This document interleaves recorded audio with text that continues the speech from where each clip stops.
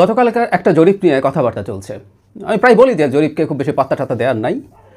আমরা যার সাথে যে জরিপটা মেলে তারা সেই জরিপটাকে হাইলাইট করার চেষ্টা করি, কিন্তু আমি বহুবার বলেছি আমি ভারত থেকে দেখেই বুঝি যে আমরা এই অঞ্চলের জরিপকে রিলাই করার কিছু নেই। 24 সালে ভারতের জরিপের প্রেডিকশনগুলো হাস্যকর ছিল, যাদের দীর্ঘদিনের নির্বাচন এবং গণতন্ত্রের প্র্যাকটিস আছে।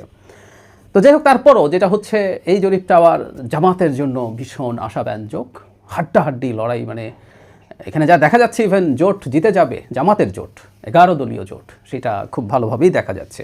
আমরা একটু জরিপের রেজাল্টটা দেখি, সমালোচনা আছে, আলোচনা আছে, এর সাথে জামাতের সাথে অ্যালাইন বা ছাত্র শিবিরের সাথে অ্যালাইন বা এক্স শিবিরদের সংগঠন আছে এর মধ্যে, সেই কারণে এটাকে অনেকে বাতিল করে দিতে চাচ্ছে। যাই হোক, সমর্থনের ব্যাপারটা বলি, তার আগে একটু বলে রাখা ভালো, ভোটের পার্সেন্টেজ আর আসলে আসন জেতা একই জিনিস না।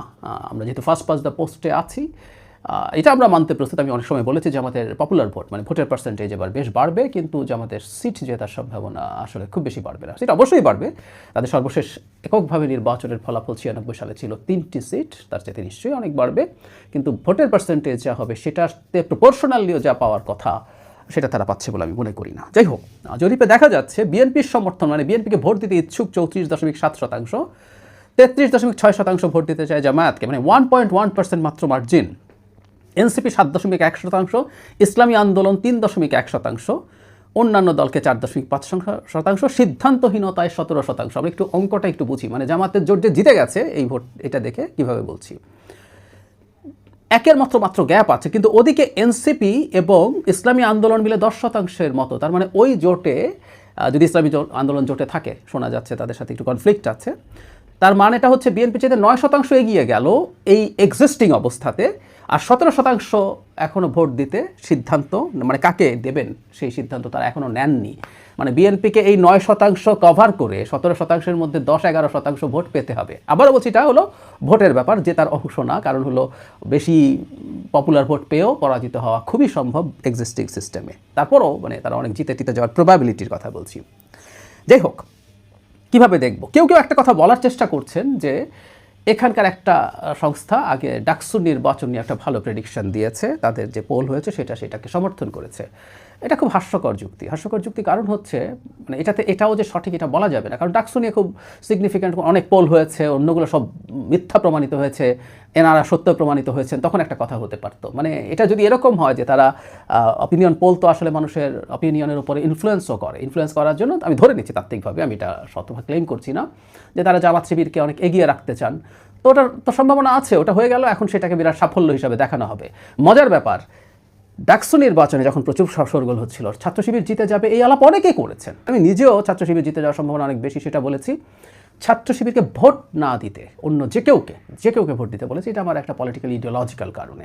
আমি মধ্যপন্থী মানুষ, ছাত্র শিবিরকে ভোট না দিতে বলেছি, কিন্তু ছাত্র শিবির ভোটে জিতে যাবে এটা আমার নিজের ভিডিও, যে কেউ ওই সময়ের ভিডিও দেখে আসতে পারেন, টক শোতে বলেছি। তো তাহলে ওই জরিপেরও প্রশ্ন হচ্ছে বাইরে থেকেই আসলে বোঝা যায় কি হতে যাচ্ছে, আমরা সেটাই বললাম। সুতরাং ওই মেলাটাকেও অন্যভাবে দেখার কিছু নেই। অ্যাট দ্য সেম টাইম যে এই জরিপের সাথে যদি অন্যান্য অনেক জরিপ, যেমন ধরুন একটা জরিপ আসলো কয়েকদিন আগে, 70% বিএনপিকে ভোট দিতে চাই, 30% জামাতকে ভোট দিতে চাই, এই ধরনের একটা আসলো।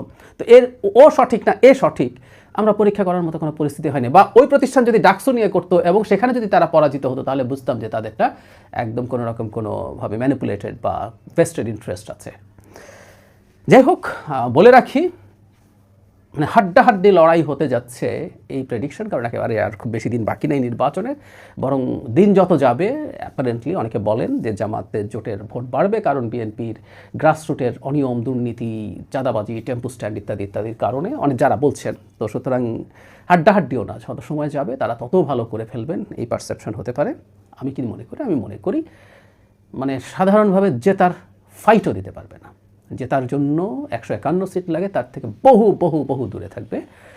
কিছু ইলেকশন ইঞ্জিনিয়ারিংয়ের কথা শোনা যায় তাদের দিক থেকে, প্রশাসন মিলে সব কিছু করেও আসলে খুব ফাইটের অবস্থায় যেতে পারবে না। তবে হ্যাঁ, নির্বাচনটা যাতে সঠিক হয়, আমাদের নাগরিকদের সেই ব্যাপারে সতর্ক থাকা দরকার। পার্টিসিপেটিং পার্টিগুলো, বিশেষ করে বিএনপিরও সতর্ক থাকা দরকার।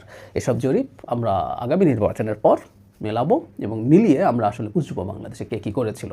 এটা বলে আবারও শেষ করি, উইকিপিডিয়ায় 2024 সালে ভারতের নির্বাচনের জরিপ শুধু ওই সময়ের আগের জরিপ না, এক্সিট পোল, মানুষ ভোট দিয়ে বের হয়ে বলেছে যে এটা, সেই জরিপও কত ভুল প্রমাণিত হয়েছে ওইখানে দিকে দেখলেই বুঝতে পারবেন। সেটার কারণে আমরা অনেকে এই জরিপকে নিয়ে খুব কথাবার্তা বলছি, আমি অন্তত ওই উদাহরণটার কারণেই আর গুরুত্ব দিই না। আমি ওই ভারতের কথা বারবার বলি, কারণ হচ্ছে বাংলাদেশে এই জরিপের কালচার, নির্বাচনই ছিল না, জরিপ আর কী হবে। সুতরাং এগুলোকে আসলে খুব বেশি পাত্তা দেওয়ার কিছু নেই।